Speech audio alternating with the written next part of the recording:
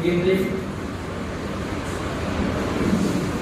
அதாவது தெய்வம் ஆண்டவர்கள் என்று நாம் சொன்னாலும் அவர்கள் யார், அப்படி வந்தவர்கள் யார் அப்படின்னு நமக்கு தெரிஞ்சிருக்கும். இந்த கலியுக அவதாரம் நோக்கி, இந்த கலியுகத்தில் அவதாரம் செய்வது எத்தனையோ செய்து முடித்திருந்தாலும் வந்தவருடைய வல்லவம், அவருடைய செயல் என்ன என்று நாம் பார்க்க வேண்டும்.